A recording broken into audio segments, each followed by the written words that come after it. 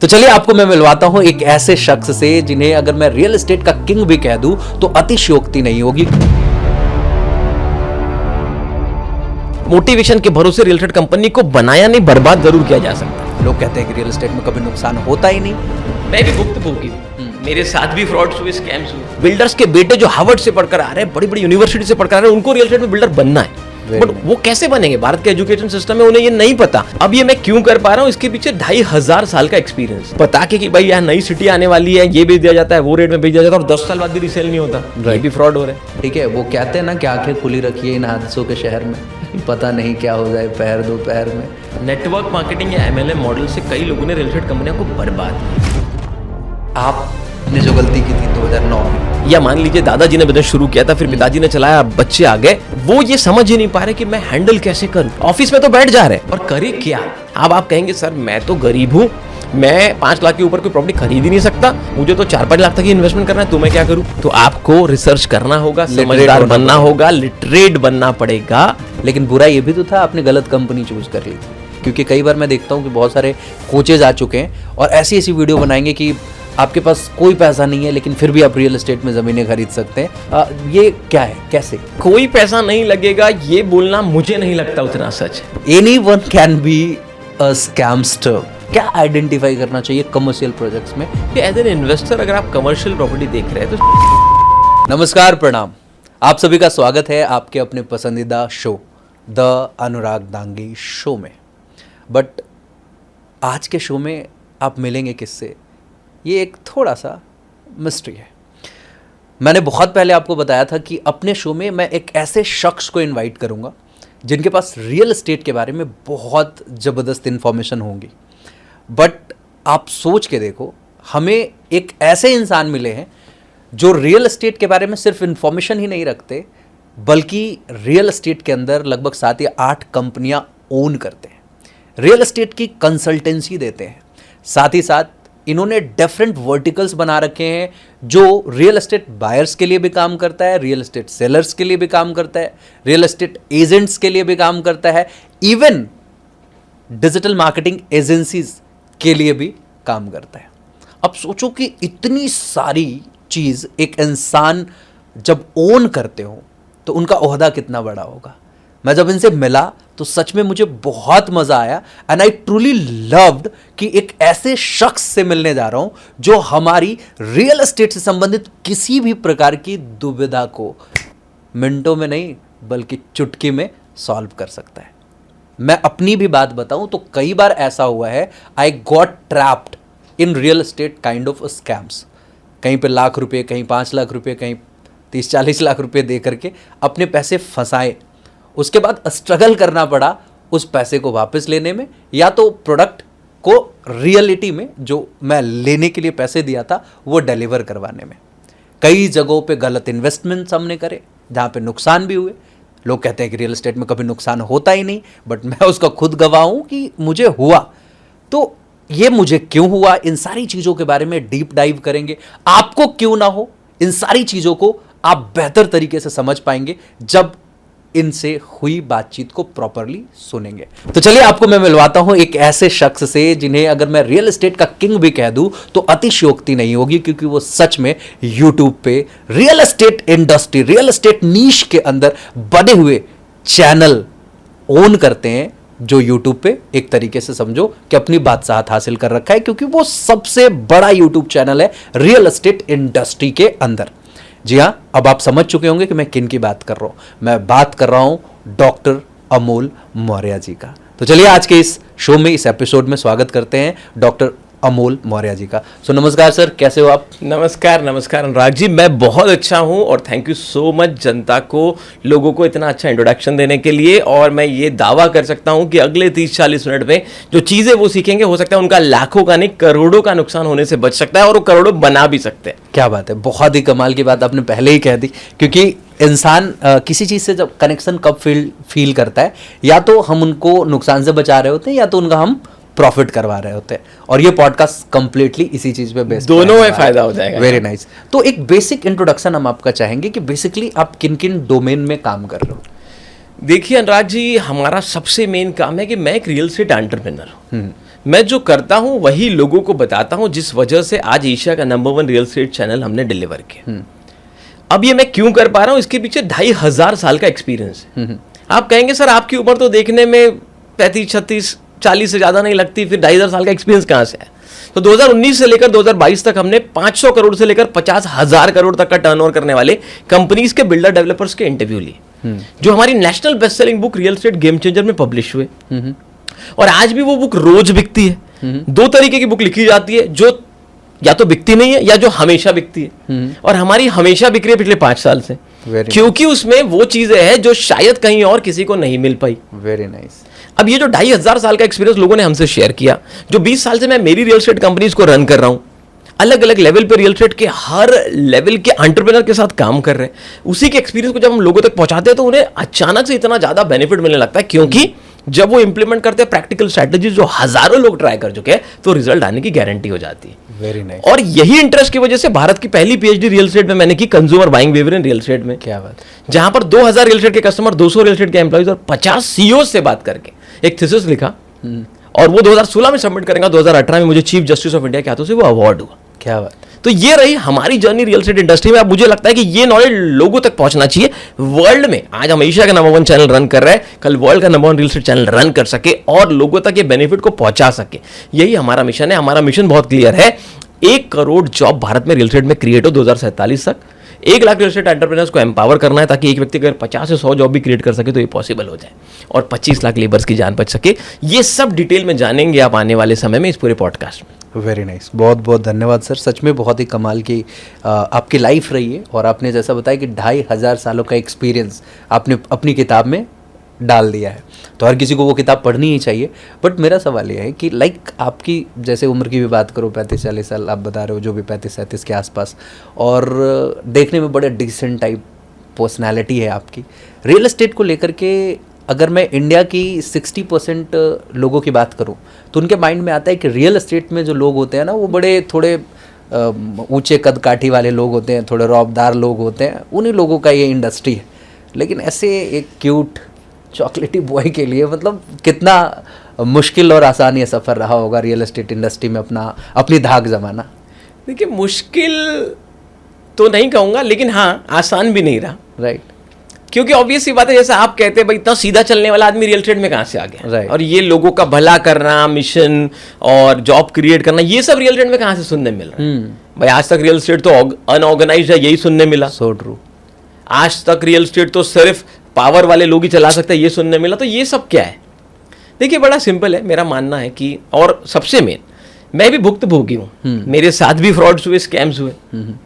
मेरी प्रॉपर्टी की रजिस्ट्रियां नहीं लगा कर दी बिल्डर्स डेवलपर्स ने, तो मुझे लगा कि लोगों को अवेयर करना जरूरी। राइट। 2009 में एक रिकॉर्ड बना दिया 20 फ्लैट एक साथ बेचने का, जो साल भर का टारगेट था। 1 करोड़ का पैकेज सोचा था। 2009 में एक बार इंटरव्यू देखा था, और बस 6 ऑफर लेटर में से 1 ऑफर लेटर सेलेक्ट कर लिया रियल एस्टेट का, और जो साल भर का टारगेट था 1 महीने में कर दिया। लेकिन बाद में पता चला कि भाई ये बिल्डर तो बनाता ही नहीं है। तो खुद फोन करके क्लाइंट के टोकन वापस करवा दिए कि भाई वो डूबना नहीं चाहिए, किसी की मेहनत की कमाई डूबना नहीं चाहिए। और वहां से 2008-9 से ये जर्नी की शुरुआत हुई। सो आज मेरे जैसा एजुकेटेड पर्सन क्यों रियल एस्टेट में है? MBA, नेट, भारत की पहली PhD, इसीलिए क्योंकि रियल एस्टेट को ऑर्गेनाइज बनाना है। Very nice. रियल एस्टेट बदल रहा है। आज 2nd जनरेशन, 3rd जनरेशन पढ़े लिखे अच्छे बंदे रियल एस्टेट में आ रहे हैं। So true. बिल्डर्स के बेटे जो हार्वर्ड से पढ़कर आ रहे हैं, बड़ी बड़ी यूनिवर्सिटी से पढ़कर आ रहे हैं, उनको रियल एस्टेट में बिल्डर बनना है। बट वो कैसे बनेंगे? भारत के एजुकेशन सिस्टम में उन्हें ये नहीं पता कि भाई वो टूल, स्ट्रैटेजी, सिस्टम्स कहां से पता चलेंगे। उन तक सही नॉलेज पहुंचे, जो प्रैक्टिकल एक्सपीरियंस मैंने गेन किया वो उन तक पहुंचे। और हम अकेले ऐसे ऑर्गेनाइजेशन है जो ये नहीं सिखाते कि सब अच्छा कैसे करें, हम ये भी सिखाते हैं कि बुरे से कैसे बचे। क्या गलतियां हुई जिससे 1000 करोड़ की कंपनी बंद होगी, ओनर जेल चले गए। ये सब एक्सपीरियंस जब लोगों तक पहुंचते हैं, तब जाकर वो एक एनवायरनमेंट या माहौल क्रिएट होता है कि लोगों को सक्सेस जल्दी मिलती है। राइट। सो जब आपने ये बोला कि हज़ारों करोड़ की कंपनी बनाने वाले ओनर्स जेल चले गए, आप अभी हम नोएडा में बैठे हुए हैं, आप देखोगे कि नोएडा, लखनऊ, इन सारे जगहों पे भी कई सारे ऐसे डेवलपर्स हुए जिनके नाम ये मतलब कहा जाता है कि भाई इन्होंने ये शहर को बसाया। उनके साथ भी यही हुआ, वो लोग भी जेल चले गए। तो रियलिटी में इनसे कौन सी ऐसी गलतियां हुई जिसके भुक्तभोगी बने? देखिए, to be very honest with you on ground level पे, और ये मैं नहीं कह रहा हूँ, ये 2500 साल का वो एक्सपीरियंस है जो भारत के हर शहर, मुंबई, पुणे, बैंगलोर, कलकत्ता, दिल्ली, शिमला, मनाली, उदयपुर, जोधपुर, छिंदवाड़ा, हर छोटे से लेके बड़े से बड़े शहर तक के, दुबई तक के बिल्डर्स को हमने कवर किया था 2019 से लेकर 2022 तक। Very nice. उनकी डिटेल में रिसर्च बेस्ड क्वेश्चंस पूछे हमने, कोई फैसिनेशन वाले क्वेश्चंस नहीं पूछे कि कौन सी गाड़ी चलाते हो, कौन सा फॉरेन टूर करते हो। हमने पूछा था रिसर्च बेस्ड कंपनी कैसे चलाते हो, टीम को कैसे इंस्पायर करते हो, हर डिपार्टमेंट को कैसे चलाते हो, और उसके बेसिस पे हम कुछ ऐसे पॉइंट्स पे पहुंचे जिससे बहुत अच्छी कंपनी को बनाया भी जा सकता है और बहुत अच्छी कंपनी को डुबाया भी जा सकता है। 3 सबसे बड़ी गलतियां जो बिल्डर डेवलपर्स या बड़े से बड़ी कंपनियां कर रही है, वो है सबसे पहला ओवर लिवरेजिंग। फंड्स को, प्राइवेट फंड्स को ऐसे परसेंटेज में लेना जो वो वापस ही ना कर पाए। राइट। 1.5%, 2%, 2.5% तक कभी कभी ओवर कॉन्फिडेंस की वजह से कंपनियां फंड ले लेती है इन्वेस्टर से और उन्हें फॉल्टी प्रोमिसेस कर देते हैं, उसे निभा नहीं पाती। उससे भी बड़ी दूसरी गलती, over expectation from the project. जरूरत से ज्यादा एक्सपेक्टेशन रख लेना प्रोजेक्ट से कि इससे तो 100 करोड़ बच जाएंगे, 200 करोड़ बच जाएंगे, 1000 करोड़ बच जाएंगे, बट प्रैक्टिकलिटी में वो बचते नहीं है क्योंकि वो रिसर्च बेस्ड काम ही नहीं कर रहे। राइट। समय के साथ बहुत सारी चीजें बदलती है। कई लोगों ने प्री लॉन्च में पूरा माल बेच दिया, जिस रेट में बेचा आप उस रेट में बना नहीं पा रहे तो प्रोजेक्ट कंप्लीट नहीं हो रहा। राइट। और तीसरी उससे भी बड़ी गलती होती है जब वो सब काम खुद करते, टीम डेवलप नहीं करते, सिस्टम्स नहीं बनाते और स्ट्रैटेजीज का यूज नहीं करते। मोटिवेशन के भरोसे रियल एस्टेट कंपनी को बनाया नहीं, बर्बाद जरूर किया जा सकता है। राइट। सो रियल एस्टेट कंपनियों को लगता है system, strategy, tool, right format जो वो कंपनियां कर रही है जो ऑलरेडी 50,000 करोड़, 75,000 करोड़ या 2 लाख करोड़ की कंपनियां बन चुकी है। राइट। आप उतनी बड़ी हायरिंग नहीं कर सकते पर एटलीस्ट शुरुआत तो कर सकते हो सही सिस्टम्स बनाने से। So true. तो ये रहा है हमारा एक्सपीरियंस जिसके वजह से बड़ी से बड़ी कंपनियां बंद हो जा रही है, और जो सेकंड लाइन ऑफ लीडर्स आ रहे हैं उनके बच्चे, या मान लीजिए दादाजी ने बिजनेस शुरू किया था, फिर पिताजी ने चलाया, बच्चे आ गए, वो ये समझ ही नहीं पा रहे कि मैं हैंडल कैसे करूं। राइट। ऑफिस में तो बैठ जा रहे पर करे क्या। ग्राउंड लेवल का एक्सपीरियंस, ग्राउंड लेवल का एक्सपीरियंस उनको तो बना बनाया सब कुछ मिल गया, और जब ज़मीनी स्तर पे उतरेंगे तो पता चल रहा है कि किसान के साथ कोलैबोरेशन है, आप उनके साथ एग्रीमेंट करते हो, चीज़ें करते हो। अब वो सब की समझ तो आपके पास है नहीं, तो कोई थर्ड पार्टी बीच में एंट्री मारेगा। अब थर्ड पार्टी कहीं ना कहीं ऑब्वियसली आपको मैनिपुलेट करेगा, ये सिंपल सी बात है। ये थोड़ी बहुत चीज़ें मैंने तब समझ ली जब अपने साथ हादसा हुआ, अदरवाइज मतलब रियल एस्टेट तो कभी सोचा भी नहीं था कि इस इंडस्ट्री के बारे में मैं बहुत अधिक एक्सप्लोर करूंगा, but somehow I got into it and I started exploring, then really found something incredible about it कि अगर किसी को जेन्युइनली अमीर बनना है और मतलब थोड़ा फास्ट पेस पे बनना है, तो real estate can be one industry जो उसको सच में बना सकता है। तो जब मैं ये समझा तो मैंने एक्सप्लोर करना शुरू किया क्या क्या अपॉर्चुनिटीज़ है, लेकिन मुझे लगता है कि मैं सब कुछ तो नहीं एक्सप्लोर कर पाया होगा, तो मैं आपसे जानना चाहूँगा कि रियल एस्टेट इंडस्ट्री के अंदर कोई अपॉर्चुनिटीज़ ढूंढे, भले वो एज ए जॉब या भले बिजनेस, कुछ भी हो, क्या क्या कुछ हो सकता है। रियल एस्टेट एक बहुत बड़ा समंदर है, इसमें बहुत कुछ हो सकता है। सबसे पहले अगर आपको बिना पैसे लगाए पैसे बनाने, तो आप एक रियल एस्टेट कंसल्टेंट की तरह, रियल एस्टेट एडवाइजर की तरह काम कर सकते हैं। किसी अच्छे बिल्डर डेवलपर से टाई अप करके उसके प्रोडक्ट को सेल करके कमीशन अर्न कर सकते हैं। क्या बात है। अगर आपको ज्यादा पैसे कमाने 2-3 साल हो गए, आपको 1-2 लाख रुपए महीना नहीं चाहिए, आपको 5-10 लाख रुपए महीना चाहिए, तो आप किसी मार्केटिंग फर्म या सीपी फर्म को बना सकते हैं। मतलब आपका एक ऑफिस होगा, 2-4 लोग जॉब कर रहे होंगे, कुछ चैनल पार्टनर आपसे जुड़े होंगे जो आपके ऑफिस से काम करेंगे, और आप किसी प्रोजेक्ट को सोल मार्केटिंग के लिए ले सकते हैं या किसी बड़े अच्छे ग्रुप को ज्यादा अच्छा बिजनेस दे सकते हैं, जिससे मंथली आपकी अर्निंग बढ़ेगी, क्योंकि अब आप अकेले नहीं, आपके साथ टीम है। राइट। बहुत ज्यादा पैसा बनाना है तो आप बिल्डर डेवलपर बन सकते हैं, लेकिन उसके लिए पैसा लगाना पड़ेगा। So true. जरूरी नहीं है कि आप 100% पैसा लगाए, आप जेवी जॉइंट वेंचर के मॉडल में जा सकते हैं। आप 10-20% की इक्विटी लेकर बेचने में मदद करके कुछ सर्विसेज देकर 10% का पार्टनर भी बन सकते हैं। Very nice. अगर आपको लगता है आपको कुछ नहीं करनी है मेहनत, तो आप प्रॉपर्टी खरीद कर उसे रेंट पे चढ़ाकर रेंटल इनकम से भी पैसिव इनकम जनरेट कर सकते हैं, रेसिडेंशियल या कमर्शियल। ऐसे बहुत सारे तरीके हैं जिससे आप रियल एस्टेट इंडस्ट्री में अपने करियर को पैरेलली शुरू कर सकते हैं अपना काम करते हुए। Very nice. Now the question is that कि आपने जैसा बताया कि कोई बिना पैसे लगाए अगर इस इंडस्ट्री में एंट्री करना चाहता है तो उसे as a real estate consultant entry करनी चाहिए। राइट। आपने जो गलती की थी 2009 में कि आप 20 लोगों को बेच दिए 1 महीने के अंदर, it was a good thing कि आप सेल कर पाए, लेकिन बुरा ये भी तो था आपने गलत कंपनी चूज कर ली थी। तो ये लोग जब किसी कंपनी के प्रोजेक्ट्स को बेचना शुरू करें तो क्या क्या ऐसी चीज़ें हैं जिनको इन्हें वैलिडेट करना चाहिए ताकि ये अश्योर्ड हो सके कि ये तो डिलीवर करेगा ही करेगा। राइट अनुराग जी, बहुत इंपॉर्टेंट सवाल है, और अगर भारत में नहीं वर्ल्ड में कोई भी ये वीडियो अभी देख रहा है तो अगले 5 मिनट में आपको क्लैरिटी आ जाएगी कि सही रिसर्च करके सही बिल्डर डेवलपर को कैसे सेलेक्ट करते हैं, लेकिन मेहनत करनी पड़ेगी। राइट। सबसे पहला पॉइंट है बिल्डर की क्रेडिबिलिटी और ट्रस्ट फैक्टर को समझिए, वो कितने साल से मार्केट में काम कर रहा है। अगर नया भी बिल्डर है तो कोई बात नहीं, वो पुराने बिजनेस में कैसा था, उसका ट्रैक रिकॉर्ड पुराने बिजनेस में कैसा था। राइट। मैं बिल्कुल ये नहीं कहता, लोग कहेंगे यार फिर क्या हर कोई एक्सपीरियंस व्यक्ति का ही माल बेच सकता है, नहीं। अगर एक्सपीरियंस बिल्डर है तो कितने साल से काम कर रहा है, कैसे काम कर रहा है, ध्यान से समझो।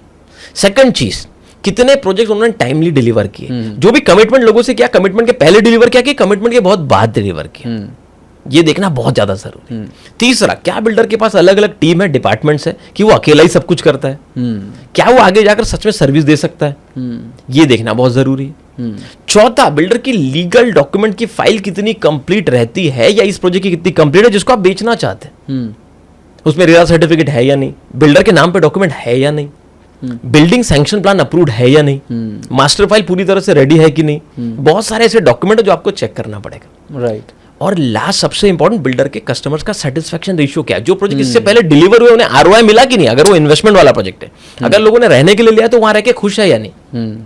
जब तक आप ये रिसर्च खुद नहीं करते तब तक आप सही बिल्डर डेवलपर को सेलेक्ट नहीं कर सकते, और क्योंकि आप मार्केट में फेस है, लोग आपको देखकर डिसीजन लेते हैं। अगर आप गलत डिसीजन लेने के पीछे आप जिम्मेदार है क्योंकि आपने रिसर्च नहीं की, तो अल्टीमेटली आपके ऊपर भी लायबिलिटी आएंगी, तो आपके ऊपर भी इट्स बेटर कि थोड़ा सा आप रिसर्च कर लो। लेकिन सबसे बड़ी प्रॉब्लम क्या है कि आज लोगों को थोड़ा सा क्या है ना कि विश्वास डॉक्यूमेंट्स वगैरह पे नहीं है, उनको विश्वास है लोगों के शोबाजी में, कि एक रियल एस्टेट डेवलपर है, भौकाल टाइट करके रखा हुआ है, अपना पूरा गाड़ियों से घूम रहा है, काफिला है, बॉडीगार्ड्स लेके घूम रहा है, बड़े ऑफिस चकाचौंध, वहाँ पे बढ़िया बढ़िया एकदम सुंदर सुंदर खूबसूरत मॉडल्स खड़ा कर दिए हैं काउंसलिंग के लिए।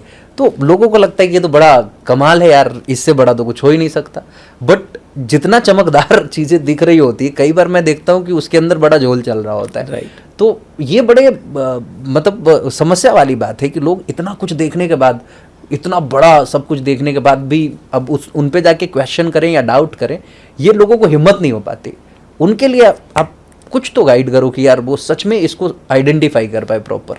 अगर ये पांचों स्टेप आपने चेक कर लिए तो आपको कुछ और देखने की जरूरत नहीं है। लेकिन उससे भी इंपॉर्टेंट एक चीज बता रहा हूँ, सुनिए सबकी, लेकिन करिए अपने दिमाग और दिल की। 10 प्रोजेक्ट देखने जाइए, उसमें से 5 को पहले रिजेक्ट करना सीखिए। हाँ, ये बड़ी अच्छी बात है। बचे हुए 5 में से भी 2 पे आइए जिनको आप लेना चाहते हैं, बाकी 3 को भी किसी कारण से रिजेक्ट करने की कोशिश कीजिए, तो आपको समझ में आएगा कि अच्छा प्रोजेक्ट क्या है। और जब ये 5 पैरामीटर्स पे आप प्रोजेक्ट को चेक करेंगे तो आखिरी एक बचाव प्रोजेक्ट पे जब आप डिसीजन लेंगे, भले इसमें 1 महीना लग जाए, चलेगा। तो यहाँ पे एक सबसे बड़ा प्रॉब्लम आ रहा है, जैसे आप बोल रहे हो कि डॉक्यूमेंट्स चेक करो, तो हर इंडिविजुअल को तो पता नहीं होता कि डॉक्यूमेंट्स क्या क्या होते हैं रियल एस्टेट में। जैसे पहली बार जब मैं गया था तो मुझे तो पता था कि भाई रजिस्ट्री होती है, दैट्स इट। अब वहाँ पे बैठे तो बहुत कुछ खाता, खसरा, खतियान, क्या क्या बहुत सारी चीज़ें आ रही, ऐसे ऐसे नाम आ रहे हैं जो ज़िंदगी में कभी सुना ही नहीं यार मैंने। तो कैसे मतलब एक आम बंदा वेरीफाई कर सकता है सारे डॉक्यूमेंट्स को? क्या उन्हें कोई लीगल कंसल्टेंसी लेके चलनी चाहिए या खुद से उसे?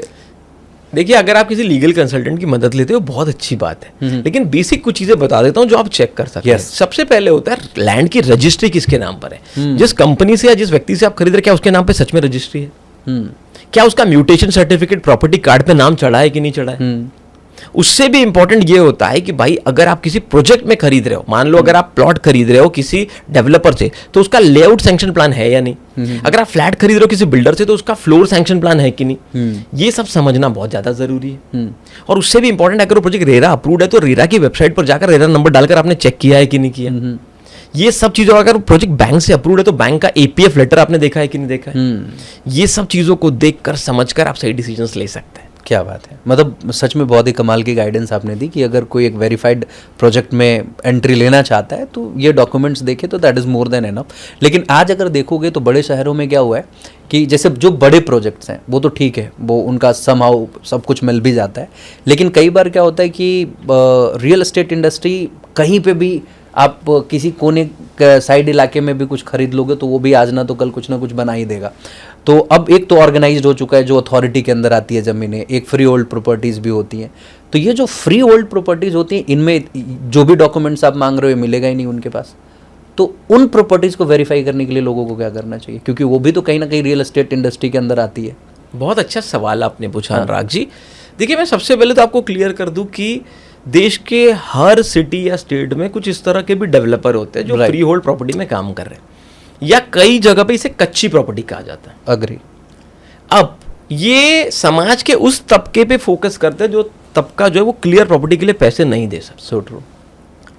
अब अगर मैं आपसे एक कड़वा सच कहूं तो आपने प्रॉपर्टी सिर्फ वही लेनी चाहिए जो पूरी तरह से सैंक्शनड हो, लोकल बॉडी से अप्रूव्ड हो। मान लो लखनऊ में बन रही हो तो लखनऊ डेवलपमेंट अथॉरिटी, नागपुर में बन रही हो तो Nagpur metro reason development authority, या एनआईटी मुंबई में बन रही हो तो बीएमसी, जो भी वहाँ की सैंक्शनिंग अथॉरिटी या सिडको के अंदर है, या बैंगलोर डेवलपमेंट अथॉरिटी है। भले ही 2 रुपए महंगी हो पर प्रॉपर्टी क्लियर रहेगी, फ्यूचर में हेडेक नहीं रहेगा, स्ट्रेस और टेंशन नहीं रहेगा, और आप कभी भी बेच सकते हो। बेच नहीं भी पाओगे तो मॉर्गेज लोन मिल जाएगा बैंक से। बट फ्री जोन की या कच्ची प्रॉपर्टी में आप सिर्फ घर बना सकते हैं, लोन नहीं ले सकते। आप प्रोजेक्ट को सैंक्शन कराकर बहुत ही कम चांस है कि फ्री होल्ड की प्रॉपर्टी में आपको मॉर्गेज लोन मिल जाए। फ्री होल्ड की प्रॉपर्टी का दूसरा प्रॉब्लम है वहां की स्टैम्प ड्यूटी की वैल्यू, रेडी रेकनर की वैल्यू बड़ी कम होती है। तो मार्केट के नजरों में वैसे भी आपकी प्रॉपर्टी की वैल्यू एकदम से 90% गिर जाती है। So true. तो फ्री होल्ड या कच्ची प्रॉपर्टी में डिसीजन लेने से बचे, और अगर वो ले भी रहे हो तो उसके लिए जितने रिक्वायर्ड परमिशन है, मान लो ग्राम पंचायत के अंडर आती है तो ग्राम पंचायत का प्रॉपर सर्टिफिकेट, नगर पंचायत का प्रॉपर डॉक्यूमेंटेशन, क्या उस प्रॉपर्टी पे आगे लोन हो सकता है नहीं हो सकता, 50 सवाल करो और फिर सही लगे तो ही लो, वरना मत लो। अब आप कहेंगे सर मैं तो गरीब हूं, मैं 5 लाख के ऊपर कोई प्रॉपर्टी खरीद ही नहीं सकता, अच्छी प्रॉपर्टी 12 लाख रुपए की आ रही है या 15 लाख से शुरू होती है, मान लो कोई प्लॉट है, मुझे तो 4-5 लाख तक ही इन्वेस्टमेंट करना है, तो मैं क्या करूं? मेरा कहना है भाई, अगर किसी क्लियर टाइटल प्रोजेक्ट में छोटे प्लॉट हो, मत लो 1200 फुट का, 800 फुट का क्लियर ले लो। कोई 2 दोस्त मिलके 7-7 लाख रुपए डाल के 1500 फुट का क्लियर ले लो। लेकिन क्लियर प्रॉपर्टी जिंदगी भर खरीदोगे तो टेंशन फ्री रहोगे, और जितना भी कच्चा प्रॉपर्टी या ऐसी जगह जाओगे थोड़ा टेंशन तो बना रहेगा। देखो, रिस्क में कभी कभी फायदा होता है लेकिन ज्यादातर नुकसान होता है, ये मैंने कई केसेस में देखा है। राइट। अच्छा, यहाँ पे एक सवाल आ रहा है मेरे मन में कि कई बार क्या होता है ना कि लोग बताते हैं कि जिस प्रॉपर्टी पे लोन हो जाए समझो वो प्रॉपर्टी सही है, ये कितना सच है? ये सच है, हाँ। लेकिन कौन से बैंक से हो जाए ये दुनिया में कोई नहीं बताता। राइट। सबसे बड़ा और क्लियर अगर कोई प्रोजेक्ट है तो उस पर एसबीआई लोन देता है। हाँ। और अगर प्राइवेट बैंक में कोई लीडर है, मान लीजिए एचडीएफसी का भी स्क्रूटिनी प्रोसेस बहुत टाइट है, हाँ। तो जिसमें 2-3 मेजर प्लेयर्स लोन दे रहे हैं उन्हीं की बॉडी सबसे स्ट्रांगली चेक करती वो है। कौन कौन से मेजर प्लेयर्स हैं? मान लीजिए प्राइवेट इंडस्ट्री में आप ले सकते हैं, एचडीएफसी का बहुत स्ट्रांग है, या मान लीजिए एक्सिस का भी ठीक है। अगर नेशनलाइज की बात करूं तो सबसे पहले नंबर पे एसबीआई आता है, फिर पंजाब नेशनल बैंक भी पकड़ लीजिए। लेकिन ये 2 बॉडीज के अलावा अगर कोई छोटा मोटा बैंक है, प्राइवेट एनबीएफसी है, अगर उससे सेटिंग करके कोई लोन ले रहा है, उसका मतलब गारंटी नहीं है कि लोन हो रहा है, तो बहुत ज्यादा पेपर्स क्लियर है। So true.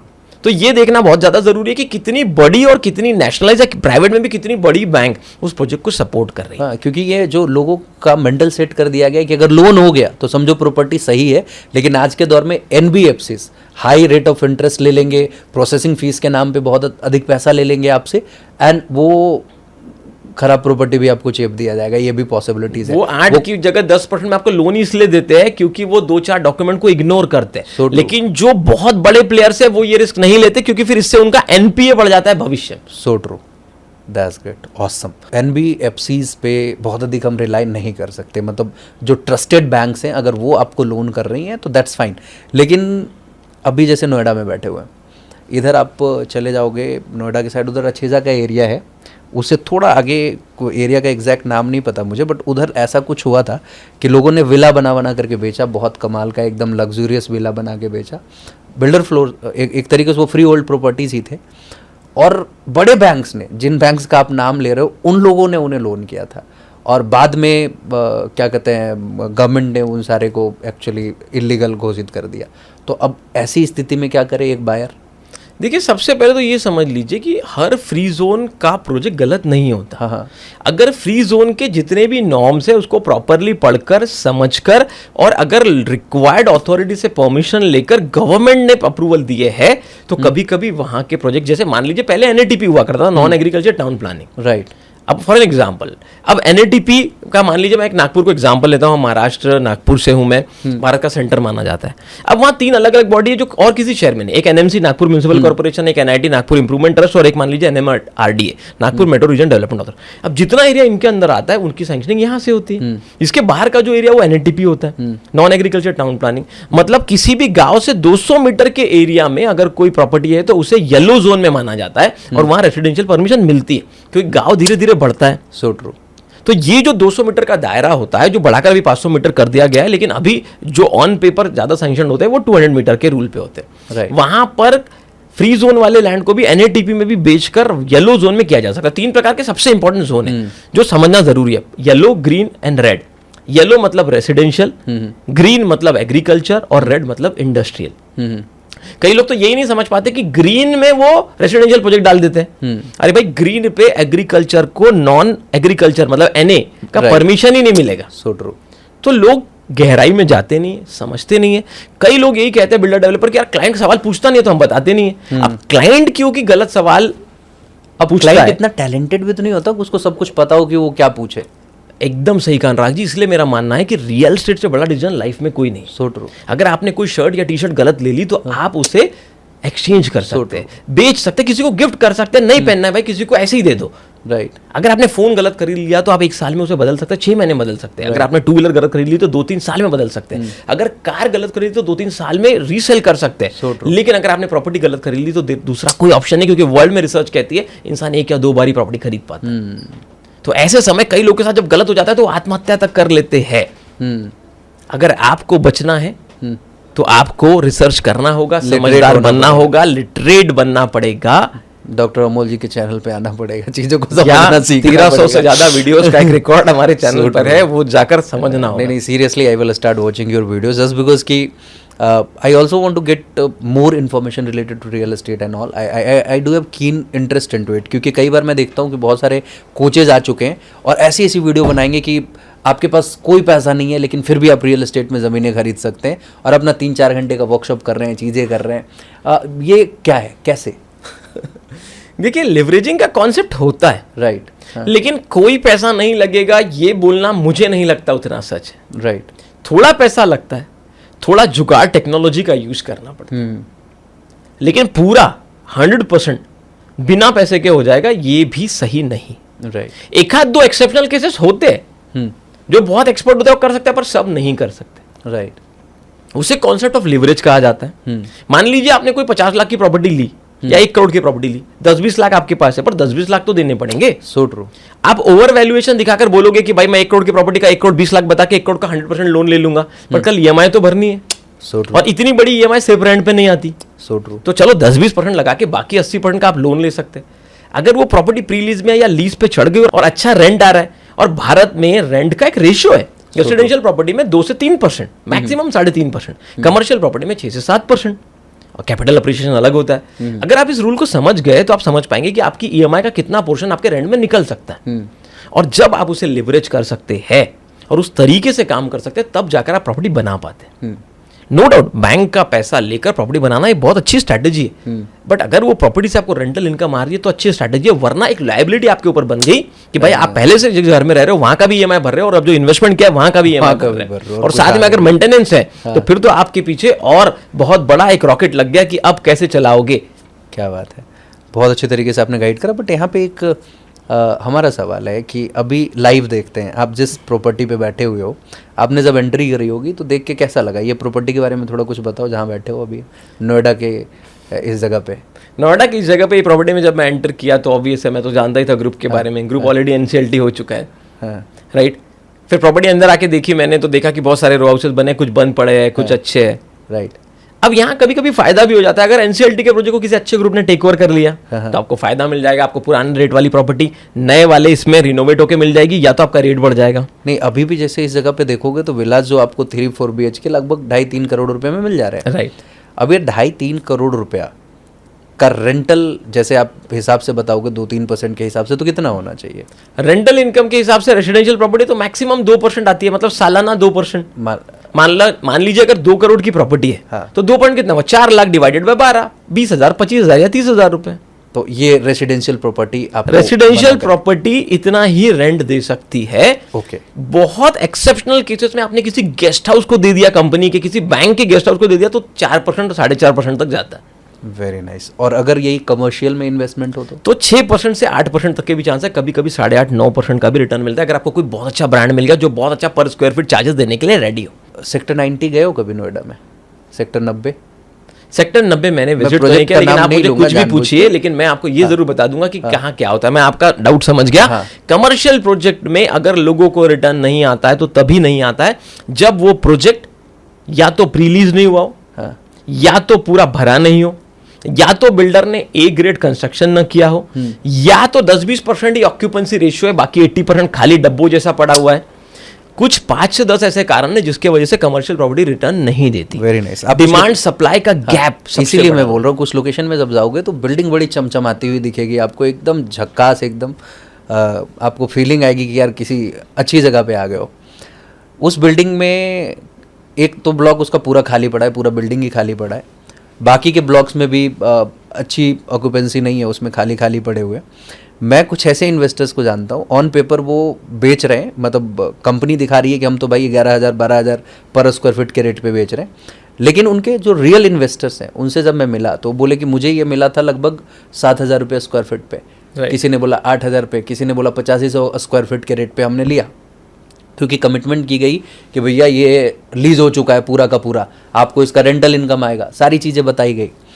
और फाइनली अभी उसी जगह पे जाओगे तो वो आपको 5500 रुपये और 6,000 रुपये स्क्वायर फीट में भी लोग रीसेल करने के लिए तैयार है। मतलब अपना नुकसान सह के 2 साल बाद, 1 साल बाद दे आर रेडी।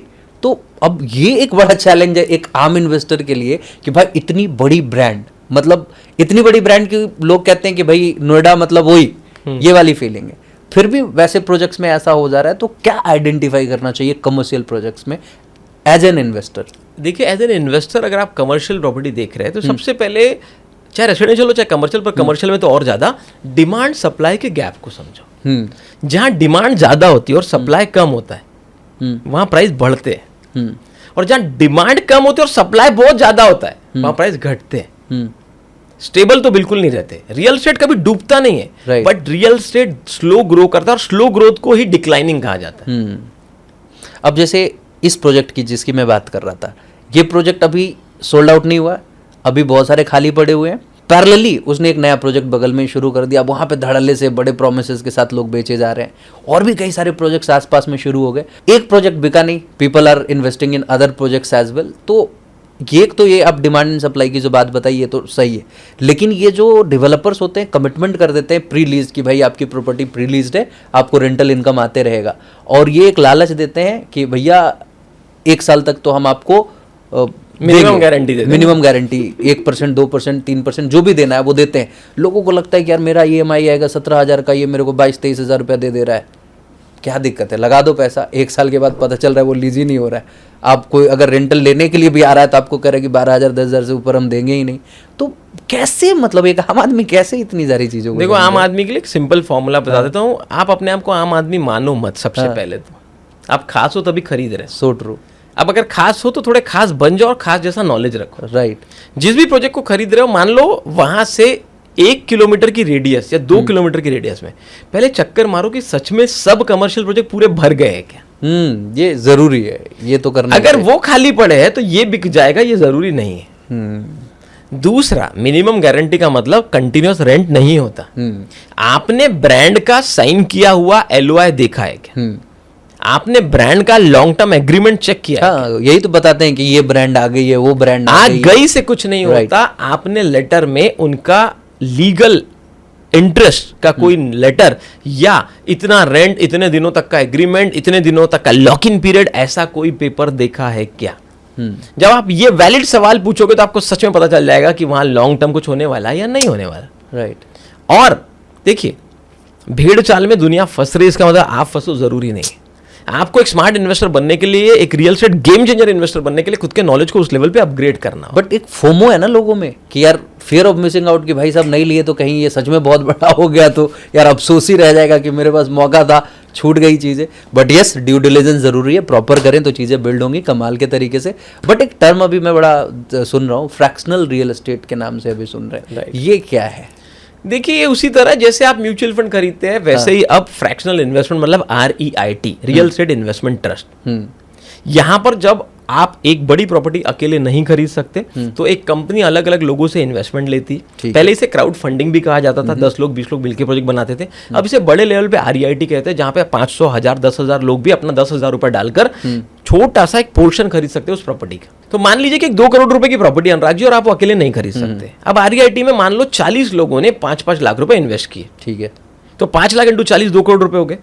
अब ये 40 दोस्तों ने वो प्रॉपर्टी खरीद ली 2 करोड़ रुपए की REIT के थ्रू। अब REIT ने कल वो प्रॉपर्टी 2 साल बाद 3 करोड़ रुपए में बेच दी, तो बचा हुआ 1 करोड़ का प्रॉफिट सब में बढ़ जाएगा उसी रेशियो में जिस रेशियो में आपको प्रॉपर्टी के शेयर मिले थे। ये है सिंपल शब्दों में REIT। तो मान लीजिए किसी बड़े मॉल में मैकडॉनल्ड का शोरूम आ रहा है और वहां पर 16 करोड़ रुपए का वो शोरूम है, तो 25-25 लाख के उसके XYZ यूनिट बन गए, 80 यूनिट, 100 यूनिट, और वो यूनिट की आपको ओनरशिप मिल गई। बट आप उससे ओनरशिप पेपर पे तो 100 फुट की, बट आप उसे यूज नहीं कर सकते, आप अपना शोरूम वहां नहीं डाल सकते। राइट।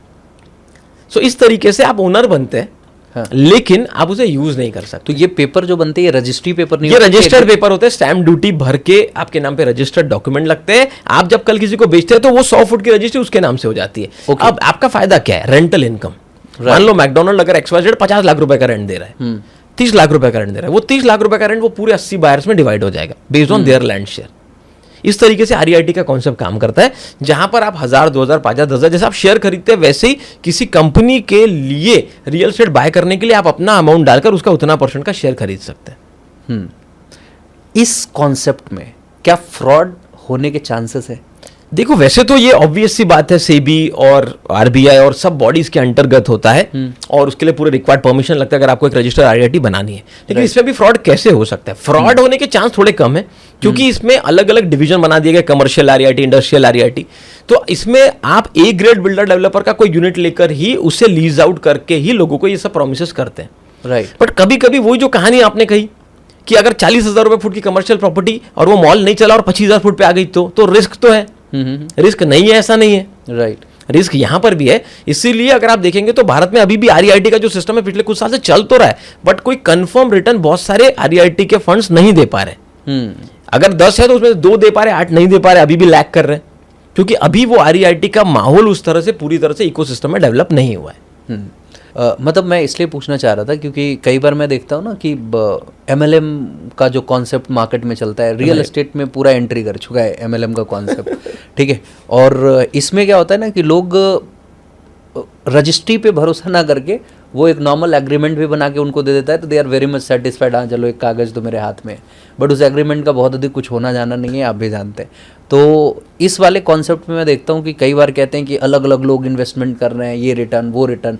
तो जो नेटवर्क मार्केटिंग या MLM में करते थे कि आपके इन्वेस्टमेंट पे 1%, 2%, 5% का मंथली रिटर्न जो पहले प्रॉमिस कर रहे थे और मनी रोटेशन कंप्लीटली कर रहे थे, अब यहाँ पे थोड़ा सेफ साइड मिल चुका है। अब दिखाते हैं कि ये ज़मीन है, ये कमर्शियल प्रॉपर्टी है और you can invest and it is going somewhere. ये मतलब ऐसे ही फेक नहीं है। पहले तो विदाउट प्रोडक्ट के लोग पैसे ले रहे थे तो कंप्लीट मनी रोटेशन था, यहाँ पे उनको एक अपॉर्चुनिटी मिल चुकी है। और ज़मीन कोई ऐसा ले लिया, C ग्रेड ज़मीनें ले ली, साइड की कोई ज़मीनें ले ली, उसकी वैल्यूएशन बढ़ा करके ये चीज़ें हो रही हैं। तो मैं इसीलिए आपसे पूछा कि क्या आपके नज़र में, आपके नॉलेज में कुछ इस तरीके की चीज़ें हैं या ऐसा कुछ पॉसिबिलिटीज़ हैं ताकि लोग अवेयर हो सके कि भैया इसमें अपने को क्या करना है। देखिए, मनी रोटेशन का कॉन्सेप्ट कभी भी सही न था, न है रियल राइट। दूसरा, नेटवर्क मार्केटिंग या MLM मॉडल से कई लोगों ने रियल एस्टेट कंपनियों को बर्बाद कर दिया। जब बहुत बड़ा चेन सिस्टम होता है और 20 लाख रुपए की चीज़ 20% कमीशन काट के आपको 16 लाख रुपए डेवलपर को जाते हैं, 4 लाख रुपए का कमीशन जाता है और असली प्लॉट 4 लाख रुपए का होता है, तब जो आने वाले 5 साल के आगे वाला प्राइस है वो तो आप कमीशन के रूप में पहले ही दे चुके हैं। राइट। इसीलिए वो 15%, 20%, 25% वाले मॉडल अब भारत में खत्म हो चुके हैं। बड़ी कंपनियां बहुत लिमिटेड स्ट्रक्चर्ड वे में 2-3%, 3.5% के मॉडल पे, 4% के मॉडल पे काम कर रही है। दूसरा, अगर सही पेपर नहीं मिल रहा है, आपको सिर्फ पावर या कब्जा पत्र देकर प्रॉपर्टी बेची जा रही है, तो यहाँ सतर्क रहना बहुत जरूरी है। कहीं ग्रीड या लालच के चक्कर में या झूठे प्रॉमिस के चक्कर में आप ऐसी प्रॉपर्टी तो नहीं खरीद रहे जिसकी वैल्यू वो है ही नहीं। सेफ्टी के रूप में आपको मनी रोटेशन प्लान में एक सस्ता प्लॉट दिया जा रहा है, जो प्लॉट बताया जा रहा है 20 लाख रुपए का है, लेकिन वो उसकी वैल्यू 2 लाख रुपए की भी नहीं है रीसेल में। राइट, ये भी फ्रॉड भारत में बहुत हो रहे हैं। यस, कहीं 60-70-100 किलोमीटर दूर देख के बता के कि भाई यहाँ नई सिटी आने वाली है, ये बेच दिया जाता है, वो रेट में बेच दिया जाता है, और 10 साल बाद भी रीसेल नहीं होता। ये भी फ्रॉड हो रहे हैं। राइट। क्यों बढ़ेगा भाई? उसके कोई वैलिड रीजन होने चाहिए ना। एक शहर का आउटर रिंग रोड जब दूसरे आउटर रिंग रोड के डेवलपमेंट तक पहुंचता है, उसमें 10-10, 20-20 साल लग जाते हैं। So true. और उस आउटर रिंग रोड से भी 10-20 किलोमीटर, 50 किलोमीटर आगे आपको तीसरे, मान लो कोई शहर में पहला आउटर रिंग रोड था, वो भरने में 20 साल लगे, दूसरा आउटर रिंग रोड को और 20 साल लगेंगे या 25 भी लग सकते हैं, क्योंकि पहला आउटर रिंग रोड अगर किसी शहर को 30 किलोमीटर में कवर करता है, तो दूसरा आउटर रिंग रोड 70 किलोमीटर या 80 किलोमीटर में कवर करता है। राइट। तीसरा रिंग रोड हो सकता है 150 किलोमीटर में कवर करता हो। ये एरिया कब भरेगा? और जब वो एरिया नहीं भरेगा तो आगे के एरिया में बहुत बड़ा डेवलपमेंट कैसे आएगा? So true. ऐसे बहुत सारे मिथ्स है जो लोगों को बेचे जाते हैं, लोग उसे खरीद लेते हैं, लोग उन सपनों को, ड्रीम्स को खरीद लेते हैं। फॉल्स प्रोमिसेस जो है लोगों को, और वो चकाचौंध दिखती है ना कि लोगों ने किया था तो उनको ये पैसे मिल गए, वो पैसे मिल गए, but ultimately that is a kind of money rotation. Right.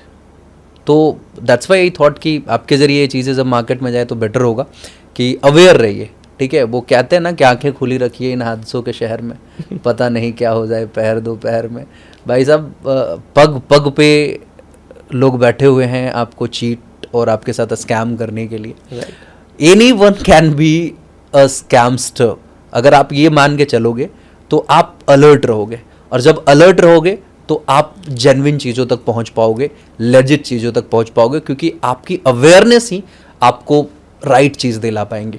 अब जब मैंने बोला any one can be a scamster, मतलब ये नहीं है कि कोई अननोन पर्सन ही हो, आपका जानने पहचानने वाला, आपका रिलेटिव, आपका अपना जो सखा साथी हो, वो भी हो सकता है। क्योंकि ये जो कॉन्सेप्ट है MLM बाकी चीज़ों का कॉन्सेप्ट, उसमें घुसने के बाद लोग भूल जाते हैं कि ये मेरा सखा साथी और रिश्तेदार है। Right. उनको लगता है कि यार ये हमारे सॉफ्ट टारगेट है। राइट। अब इनको पहले समझा लो, इनको समझाना आसान है, तो वो आपको कुछ भी बेच लेंगे। रियल एस्टेट किसी भी कॉन्सेप्ट से खरीदो, हमें कोई परहेज नहीं है। किसी भी कॉन्सेप्ट से, आप MLM के कॉन्सेप्ट से भी क्यों ना खरीद रहो, कोई बुरी बात नहीं है, बट ध्यान रखना है डॉक्यूमेंट्स सारे लेजिट हो और प्रॉपर्टी की राइट वैल्यूएशन हो। थोड़ा बहुत ऊपर नीचे चलता है कि यार चलो ठीक है, उसमें कमीशन एंड चीज़ें भी जा रही हैं, बट ऐसा ना हो कि 4x और 5x अभी ही कर दिया गया है। तो वो थोड़ा सा एक समस्या है।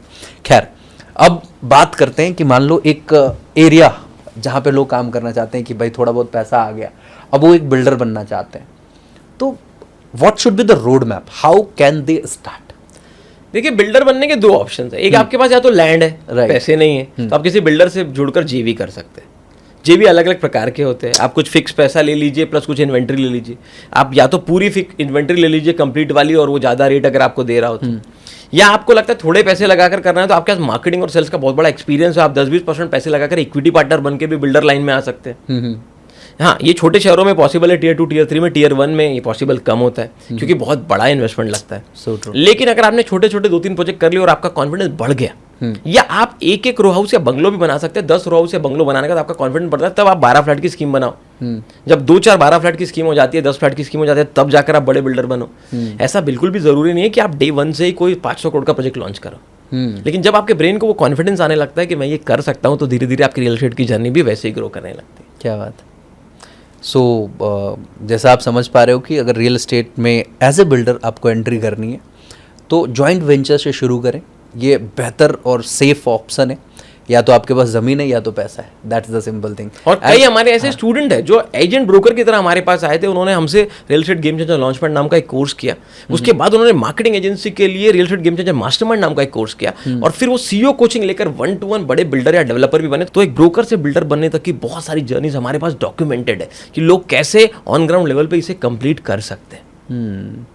और बिल्डर बनना मतलब कितना सही है, सवाल ये है। देखिए, अगर आप, मेरा मानना है बिल्डर या डेवलपर वही अच्छा बन सकता है जिसके पास कोई रीजन हो, कोई वाई हो, कोई पर्पस हो। राइट। अगर वो समाज के लिए कोई अच्छा करना चाहता है तो बिल्डर बनने से बड़ा कोई और काम नहीं है, क्योंकि बड़े से बड़ा पॉलिटिशियन हो, बड़े से बड़ा एक्टर हो, बड़े से बड़ा इंडस्ट्रियलिस्ट हो, कितना भी पैसा कमाने के बाद, या कोई टेक पर्सन हो, कोई एआई का पर्सन हो, कोई आईटी कंपनी का ओनर हो, आता तो है घर खरीदने, दुकान खरीदने, शॉप खरीदने, फार्म हाउस खरीदने, या तो कोई बंगलो खरीदने।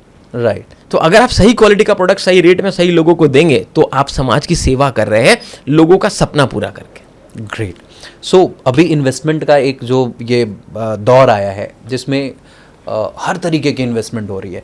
अब जैसे मान लो अब दिल्ली एनसीआर में है, तो दिल्ली एनसीआर में अब प्रॉपर्टी के रेट बहुत हाई हो गए। अभी मुश्किल से अगर देखा जाए 3 साल पहले जिन प्रॉपर्टीज़ के रेट मतलब 20-25 लाख थे, आज उन्हीं प्रॉपर्टीज़ के रेट 35-40 लाख हो गए। जिन प्रॉपर्टीज़ के रेट 50 लाख थे उनकी सीधे डबल हो गई, मतलब 1 करोड़ से भी ऊपर चली गई हैं। मतलब ये जो हाइक है इतने कम समय में, मुश्किल से मतलब देखा जाए 23 से 26 के बीच का ये जो दौर है, तो ये कहाँ तक जाएगा, क्या लगता है? मतलब ये कहाँ तक स्ट्रेच होगी? आज अब अभी यही दिल्ली एनसीआर में ही देखोगे तो कई सारे ऐसे प्रोजेक्ट्स बने हैं जहाँ पे 4 BHK आपको 16-16 करोड़ रुपए में बेच रहे हैं लोग, प्रीमियम लग्जरी के नाम पे। ये कहाँ तक जाएगा, क्या पोटेंशियल है इसमें? देखिए, रियल एस्टेट इंडस्ट्री में पोटेंशियल तो बहुत बड़ा है, लेकिन जब बहुत ज़्यादा हाइक हो जाती है तो धीरे धीरे स्लो डाउन आने लगता है। कम नहीं होता पर ग्रोथ कम हो जाती है। राइट। दूसरा, ग्रोथ बिल्कुल है। ग्रोथ कब आती है? जैसे आज नोएडा में ग्रोथ क्यों है? क्योंकि जेवर इंटरनेशनल इतना बड़ा एयरपोर्ट बन रहा है और अब शुरू हो चुका है या होने वाला है। राइट। ऐसे कोई मेजर, जैसे कोई एक्सप्रेसवे आ गया, कोई बहुत बड़ा इंटरनेशनल एयरपोर्ट आ गया, इसके वजह से ग्रोथ होती है, प्रैक्टिकली दिखाई भी देती है। बट कभी कभी कोई ओवर हाइप्ड प्रोजेक्ट अगर बेचा जाता है, और ऐसा भी नहीं है, ब्रांडेड रेसिडेंसेस का एक कल्चर आ रहा है, प्रीमियम एमिनिटीज का एक कल्चर आ रहा है, जो लोगों को वो पसंद है वो उसके लिए पैसा पे करते हैं। तो आपको बायर भी उस लायक ही मिलेगा जो वैसे माहौल में रहना चाहता है। बट कितना मिलेगा ये डिमांड सप्लाई के गैप पे डिपेंड करता है। Right, very nice. मतलब आप अगर 16 करोड़ के फ्लैट में रहेंगे तो आपका पड़ोसी भी तो उसी लेवल का होगा। सिंपल सी बात है, कहीं ना कहीं एक आम इंसान तो ऑब्वियसली नहीं जाएगा। तो बहुत सारे लोग महंगा फ्लैट नहीं खरीदते, महंगा नेबरहुड खरीदते हैं ताकि करोड़ों के काम वहां पर निकल जाए। उस सोसाइटी में ही वो लोग रह रहे हो जो उस लेवल का सोचते हो सकता है एक प्रोजेक्ट वेंचर या जॉइंट वेंचर या एग्रीमेंट को होगो के साथ हो जाए और पूरे फ्लैट से डबल पैसा उस सोसाइटी से। क्या बात है। इसको ऐसे भी रिलेट कर सकते हैं कि आप एक नॉर्मल ढाबे पे जाके खाना खा रहे हो और एक 5 स्टार होटल में खाना खा रहे हो। कॉफ़ी हो सकता है कि ढाबे वाली आपको ज़्यादा अच्छी लग रही हो, बट 5 स्टार एम्बियंस अच्छा लगता है, तो 50 रुपये की कॉफ़ी के हम 500 रुपये दे देते। That's the simple thing. तो अगर आप रियल एस्टेट इंडस्ट्री में अपना करियर बिल्ड करना चाहते हो और आपके पास पैसे खूब हैं, तो it can be an area जिसको आप एड्रेस कर सकते हो। अभी एक कल्चर देखा है यहाँ पे, मतलब ऑफिस कम स्टूडियो का कॉन्सेप्ट आया है कि भाई साहब आपका ऑफिस और आपका रहने का भी सिस्टम उसी में सेट करके दे रहे हैं, क्योंकि लोगों के दिमाग में आया कि लोग अब घर को ऑफिस बना रहे हैं। हमारे प्रधानमंत्री जी भी बोल रहे हैं कि भाई घर से काम करो, तो क्यों ना कुछ ऐसा कर दे कि घर और ऑफिस एक साथ बनने लगे। तो ये कॉन्सेप्ट अभी लेटेस्ट है या बहुत पुराना है? मतलब आई एम नॉट श्योर। देखिए, डेवलप्ड कंट्रीज में ये कॉन्सेप्ट बहुत पुराना है। यूरोपियन कंट्रीज में या दुबई में भी कई ऐसे प्रोजेक्ट्स हैं जहां पर नीचे रिटेल मॉल है, ऊपर ऑफिस है, उसी में लगकर आपका रेसिडेंशियल टाउनशिप है। धीरे धीरे ये कल्चर अब भारत में मेट्रो सिटीज में ज्यादा आ रहा है। अगर मेट्रो सिटीज में कल्चर बहुत अच्छा काम करता है, ट्रेंड चलता है, तो इसे टियर 2 टियर 3 सिटीज में भी आगे जाकर देखा जा सकता है। बट डेवलप्ड कंट्रीज में ये पहले से, भारत में अभी धीरे धीरे इसका चलन आ रहा है। और एक सबसे अच्छी चीज़ है कि अब कुछ भी बन रहा है लग्जूरियस, मतलब अब नॉर्मल सेट में कुछ भी चीज़ें दिखती नहीं है। अब भाई अगर वॉशरूम भी है तो जकूजी के साथ है, मतलब a lot of things are happening. So एक चीज़ यहाँ पे मुझे समझ में आती है कि जहाँ पे लोग कह रहे हैं कि यार गरीबी बढ़ रही है, जहाँ पे लोग कह रहे हैं लोगों की नौकरियाँ जा रही है, लोगों का बिजनेस खराब हो रहा है, वहीं पे एक तरफ हम देख रहे हैं कि लोग लग्जरी को ऑप्ट कर रहे हैं। जो नॉर्मल इंसान ट्रेन में टियर 3 में ट्रैवल करता था, आज वो फ्लाइट से चल रहा है। जो स्लीपर में चल रहा था वो टियर 3 में ट्रैवल कर रहा है। हर किसी के हाथ में ब्रांडेड आपको बैग्स दिख जा रहे हैं, ब्रांडेड वॉचेस दिख जा रहे हैं, ब्रांडेड कपड़े दिख जा रहे हैं। तो ये थोड़ा सा कंफ्यूजिंग है, मतलब ये क्या हो रहा है? लोग बोल रहे हैं कि इकोनॉमिक स्लो डाउन है, लोग बोल रहे हैं कि लोगों के पास पैसा ही नहीं है, बट जब बात रियल एस्टेट की आती है तो करोड़ों करोड़ रुपए उसमें डाल दे रहे हैं। ये कैसे मार्केट फंक्शन कर रहा है? देखिए, भारत में आज भी लोगों का इस तरह का माइंडसेट या मान्यताएं बन चुकी है कि गोल्ड और रियल एस्टेट ही सबसे सेफ इन्वेस्टमेंट है। राइट। और अब तो हमारे प्रधानमंत्री जी ने कहा है कि भाई 1 साल गोल्ड ज़्यादा मत खरीदिए, तो रियल एस्टेट में और ज़्यादा इन्वेस्टमेंट आने के चांसेस है। So true. ये एक फिजिकल एसेट है, इसलिए लोग इस पर ज़्यादा बिलीव करते हैं। और जब लोग पैसा बनाते हैं तो वो प्रॉपर्टी में इन्वेस्ट करना पसंद करते हैं, क्योंकि वो उन्हें एक फिजिकल एसेट के रूप में एक सेटिस्फैक्शन भी देता है। इसीलिए लोग रियल एस्टेट को पहला ऑप्शन देते थे, देते हैं और आगे भी देते रहेंगे। बस बिल्डर का काम यह है कि वो सही प्रोडक्ट बनाए, इन्वेस्टर का काम यह है कि वो अपने नॉलेज को सही तरीके से अपग्रेड करके डिसीजन ले, और चैनल पार्टनर का काम यह है कि पहले वो खुद का नॉलेज बढ़ाए, फिर लोगों को प्रोजेक्ट सजेस्ट करे, वो स्किल बिल्ड करे जिससे वो सही व्यक्ति को सही प्रोडक्ट के साथ कनेक्ट कर सके। Very nice. अभी आप दिल्ली एनसीआर में बैठे हो, नागपुर से हो, अलग अलग शहरों में जाते हो, कोलकाता भी कभी गए हो? बहुत बार मैं हर सिटी 100 से ज़्यादा सिटीज़ में भारत की ट्रैवल कर चुका हूँ। तो कोलकाता में अभी मुश्किल से 1-1.5 साल पहले कुछ कुछ एरियाज में बहुत सस्ती ज़मीनें मिल रही थी, मतलब अभी भी शायद वही के आसपास कुछ रेट्स होगा। अभी वहाँ पे सरकार बदली है, तो क्या गवर्नमेंट के चेंज होने से रियल एस्टेट के प्राइसेस पे इम्पैक्ट होता है? 100% गवर्नमेंट का बहुत बड़ा इंपैक्ट होता है रियल एस्टेट की ग्रोथ और डेवलपमेंट में, क्योंकि रियल एस्टेट डायरेक्टली जुड़ा है इंफ्रास्ट्रक्चर डेवलपमेंट के साथ। जब गवर्नमेंट बड़े इंफ्रास्ट्रक्चर के प्रोजेक्ट्स लाती है, जब गवर्नमेंट फ्रेंडली होती है फॉर इंडस्ट्री, जब गवर्नमेंट फ्रेंडली होती है फॉर आईटी कंपनीज, जब ये तीनों कंपनीज मतलब इंडस्ट्रीज आ रही हो, आईटी कंपनीज आ रही हो, इंफ्रास्ट्रक्चर बहुत अच्छा डेवलप हो रहा है और गवर्नमेंट के भी बहुत सारे ऑफिस या नए प्रोजेक्ट आ रहे हो, तो उस शहर में डेवलपमेंट होना पक्की बात है।